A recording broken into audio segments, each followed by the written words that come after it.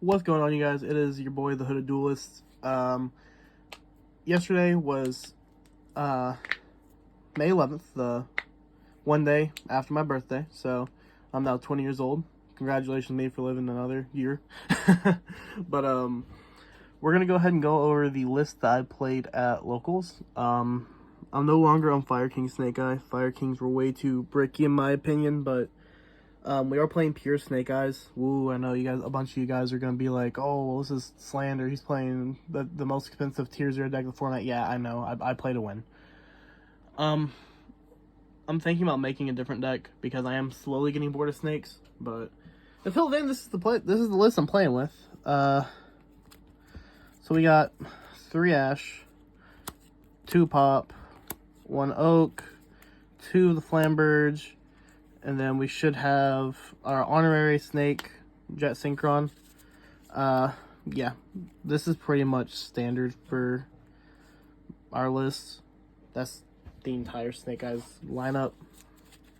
We have our searchables. We have Temple and Origins. Shouldn't really have to explain this much. The list is pretty standard. Then we have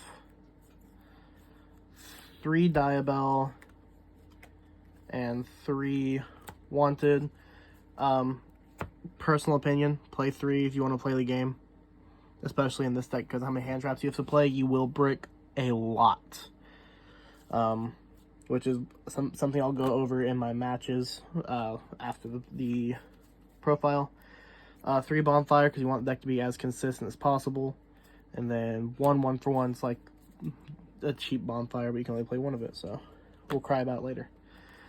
Tech options was 2 Triple Tactics Talents and the 3 Crossouts.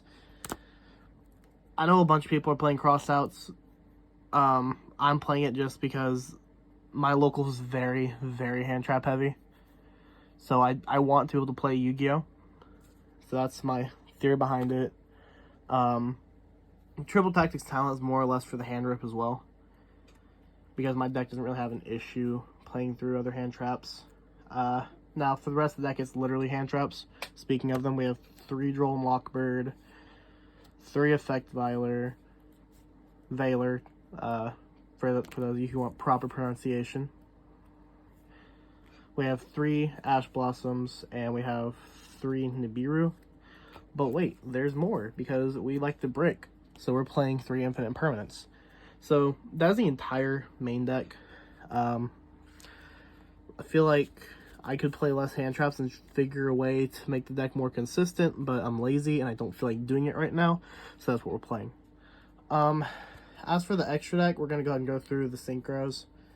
You guys are going to hate me because it's Synchron, Omega, and I don't have a Dispatter yet, so we're using Scarlight, Red Dragon Archfiend as another Synchro 8.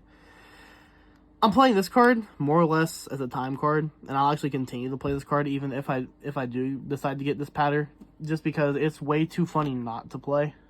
Because at end of round, you can make this during the main phase, activates effect, destroy everything, and then burn your opponent for, I normally burn for like 15 to 2,000, so it's pretty funny. We have our Charmers.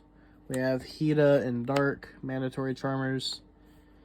IP and SP, feel like this is mandatory in any Link deck. Sunlight Wolf, I honestly haven't made that card much anymore. Outside of when I used to play Fire King Snake Eyes. Still trying to work out kinks in different lines, because I have a couple lines I kind of hard set through. Nightmare Phoenix is just built-in backdoor removal. That's the only reason I like it. We're gonna go through our Link 3s. We have Selene and Promethean Princess. Princess is obvious. Selene should be somewhat obvious. Link climbing. Link 4s. Yeah, it's just standard. Raging Phoenix, Amphibious, Apo, and Zealantis. Nothing really much to talk about there. Like I said, the list is as basic as they come.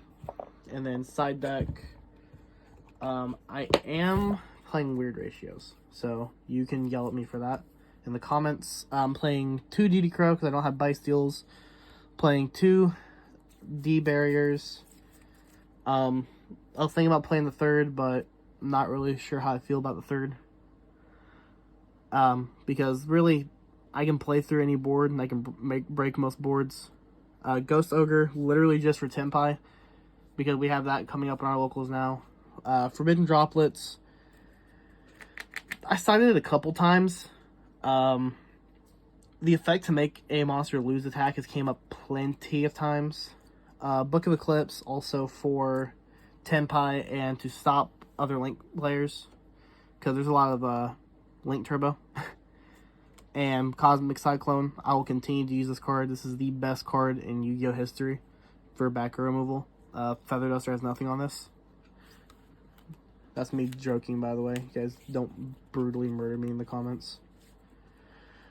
But anyways, that's the list.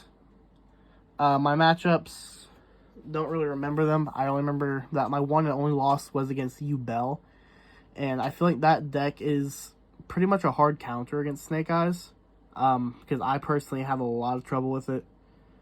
I've been playtesting against it online, trying to find its weaknesses, and it definitely does have its weaknesses. If you're able to stop Samsara, if you're able to stop the Spirit, you're fine. Ghost Ogre, the Nightmare Pain, and they can't reflect damage. It's like there's ways to stop it, but it's just they have enough resources to continue to reflect damage. That's just me. Try to remember what exactly my matchups were. I played against Yubel. I played against Crystal Beast. I played against a 60-card pile deck, which I don't even know what the strategy was there, if I'm being 100% honest. And then I played against Branded Despia, which I 2-0'd using the OTK line.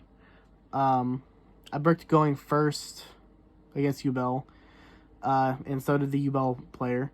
So we sat there for like maybe a good 5 or 6 turns, just going back and forth, trying to start our combos. And I finally started my combo, and they ended up summoning out Spirit with Nightmare Pain, and yeah, that was it. But that's it for the video, guys. I hope you guys enjoyed. Any questions, comments, or concerns, go ahead and leave in the comments. And this is the Hooded Duelist signing out. Peace.